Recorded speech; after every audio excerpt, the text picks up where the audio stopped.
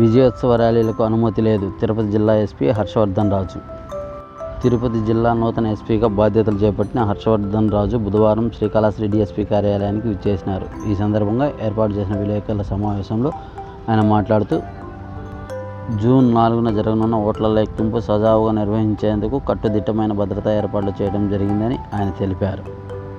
జిల్లా వ్యాప్తంగా 22 కేసులు నమోదయ్యాయని, 174 మందిని ముద్దాయిలుగా గుర్తించగా అదనంగా మరో 80 మందిని గుర్తించడం జరిగిందని, అందులో 14 మందిని రిమాండ్ చేసి జ్యుడిషియల్ కస్టడీకి తరలించామని, 103 మందికి నోటీసులు జారీ చేశామని, ఇంకా 81 మంది పరారీలో ఉన్నారని, వారిని పట్టుకొని రిమాండ్కి తరలించడమా లేదా 41 నోటీసులు జారీ చేయడమా జరుగుతుందని, వారి కోసం తిరుపతి, చంద్రగిరి ప్రాంతాల్లో టీంలు ఏర్పడి గాలింపు చర్యలు చేపట్టామన్నారు. స్ట్రాంగ్ రూమ్ల వద్ద సిఆర్పీఎఫ్ మరియు లోకల్ పోలీసులతో 3 అంచెల భద్రతా వలయాలు ఏర్పాటు చేయడం జరిగిందని తెలియజేశారు. కౌంటింగ్ తర్వాత ఎటువంటి విజయోత్సవ ర్యాలీలు నిర్వహించడానికి అనుమతులు లేవన్నారు. గెలుపోటములు సహజమైనవని 144 సెక్షన్ అమల్లో ఉంటుంది కావున ఎవరు తొందరపాటు చర్యలు తీసుకోవద్దని ఆయన హెచ్చరించారు. ఎక్కడ ఎటువంటి ఇబ్బందులు లేవు అనుకున్నప్పుడు పోలీసుల ద్వారా అనుమతి తీసుకొని మరుసటి రోజు ర్యాలీ నిర్వహించుకోవాలన్నారు. సైబర్ పోలీసు పర్యవేక్షణలో సోషల్ మీడియాపై ఉంటుందని, ఎక్కడ ఎటువంటి వాదోపవాదాలు లేకుండా తగు చర్యలు తీసుకుంటామని ఆయన తెలిపారు. ఈ కార్యక్రమంలో Srikalahasti DSP Umamaheshwar Reddy, 2 town CI రారాజు, రూరల్ సిఐ అజయ్ కుమార్ తదితరులు పాల్గొన్నారు.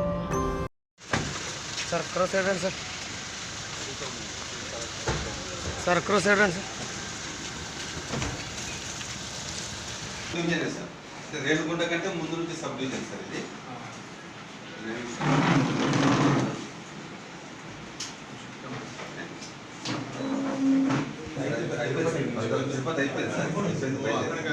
అవును సార్, అవును సార్. ఇక్కడ మా దగ్గర మేము తిరుపతిగా రిపోర్ట్ చేసుకోవడం జరిగింది.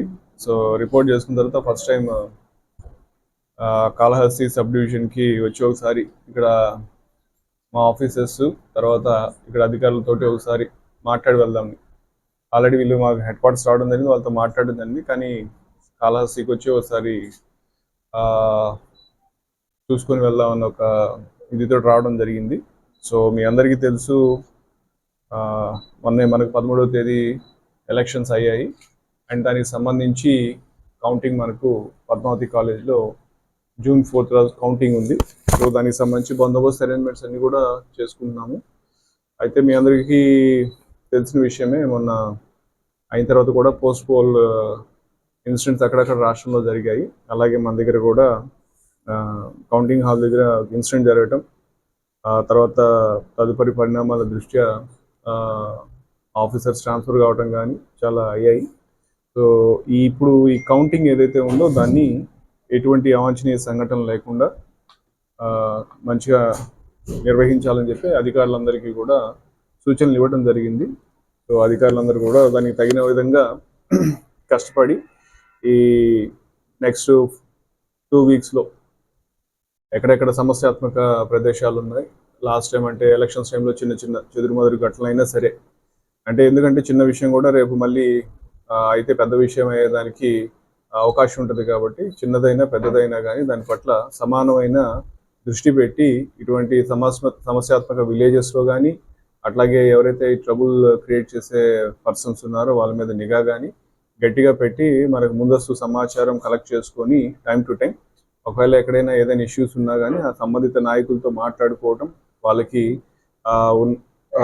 చట్టం గురించి చెప్పడం, వాళ్ళని అటువంటి యాక్టివిటీస్లో ఇన్వాల్వ్ కాకుండా ఉండే విధంగా చేయాలన్నది మన సంకల్పం. సో అందరికీ కూడా ఈ తెలియజేసేమంటే ఈ సందర్భంగా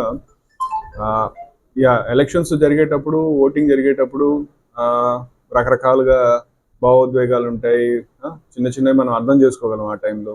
కానీ ఇప్పుడు ఎలక్షన్స్ అయిపోయినాయి, ఓటింగ్ ప్రజలు ఓటు వాళ్ళు కాస్ట్ చేశారు. సో ఇక కేవలం రిజల్ట్స్ అనేది ఈవీఎంస్లో నిక్షిప్తమైనాయి. సో కేవలం రిజల్ట్స్ ఒకటే రావాల్సి ఉంది.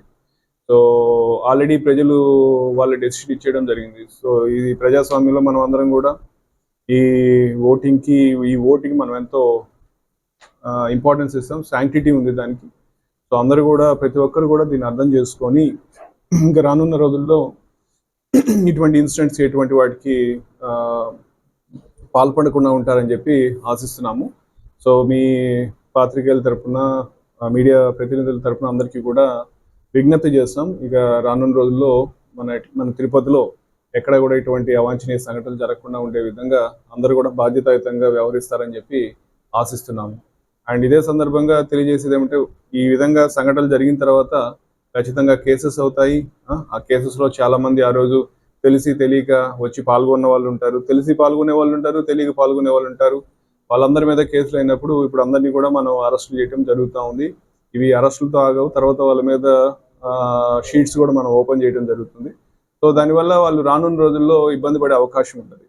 సో కాబట్టి వాళ్ళకి ఇబ్బంది కావచ్చు, వాళ్ళ కుటుంబాలకి ఇబ్బంది కావచ్చు, పిల్లలు ఎవరైనా ఉంటే వాళ్ళకి ఉద్యోగాలు రాకుండా ఉండే అవకాశం ఉంటుంది, బయటికి పోయి చదువులకు వెళ్ళాలనుకుంటే పాస్పోర్ట్లు వచ్చే అవకాశం ఉండదు. సో ఇవన్నీ సమస్యలు ఉంటాయి. కాబట్టి ప్రజలు దీని అంతా ఒకసారి అర్థం చేసుకొని జరిగింది. సో రానున్న రోజుల్లో ఎటువంటి సంఘటనలకి, ఇటువంటి వాటిలో పాల్గొనకుండా ఉంటారని చెప్పి నేను అందరికీ కూడా మరొకసారి విన్నవించుకుంటున్నాము. సో అందరూ కూడా దీన్ని అర్థం చేసుకొని అంతే బాధ్యతాయుతంగా వ్యవహరిస్తారని చెప్పి ఆశిస్తున్నాను.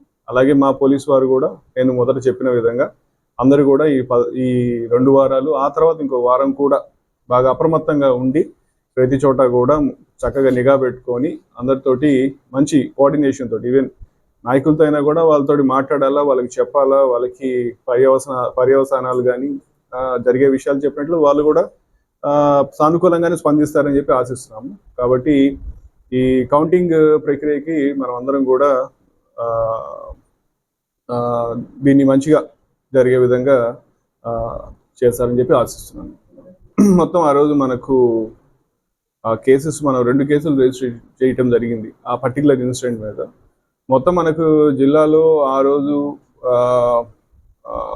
పోల్ రోజు కావచ్చు, ముందు కావచ్చు, కానీ టోటల్గా మొత్తం మనకు పోల్ డే రోజు, పోస్ట్ పోల్ టైంలో దాదాపు 22 కేసులు రిజిస్టర్ చేయడం జరిగింది జిల్లాలో.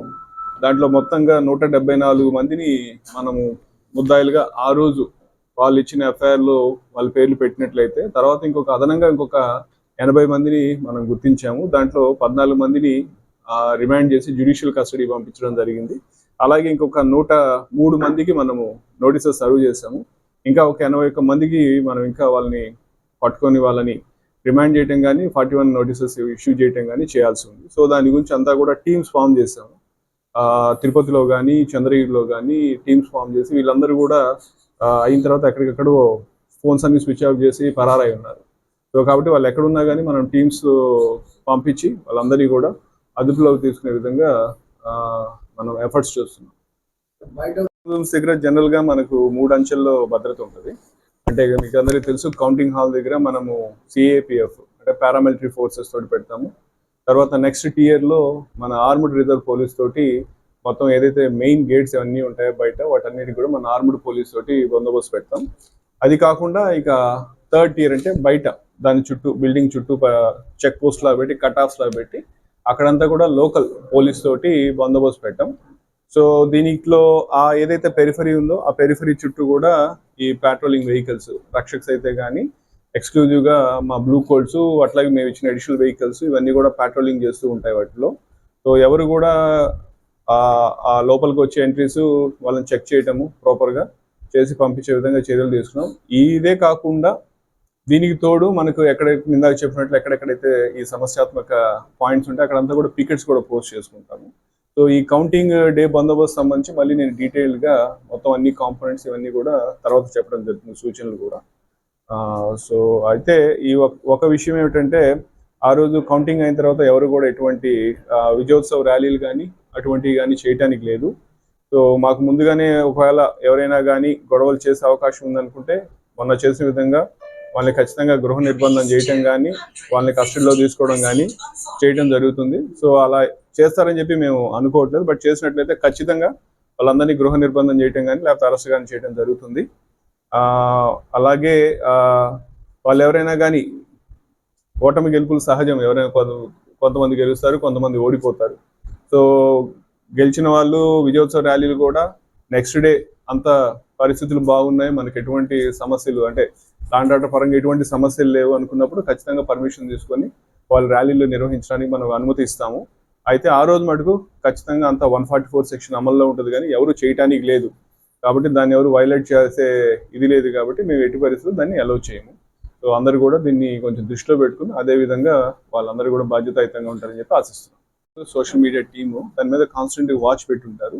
సో ఎక్కడైనా అటువంటివి వచ్చినట్లయితే దానికి సంబంధించి ఎటువంటి చర్యలు అయితే తీసుకోవాలో, అంటే వాళ్ళకి సంబంధించి ఐడెంటిఫికేషన్ కానీ, ఒకవేళ తెలిస్తే వాళ్ళతో మాట్లాడడం కానీ చేసి మళ్ళీ ఆ విధంగా దాన్ని క్లియర్ అప్ కాకుండా ఉండే విధంగా తీసుకోవాల్సిన తగు జాగ్రత్తలన్నీ కూడా చర్యలన్నీ కూడా తీసుకుంటాం.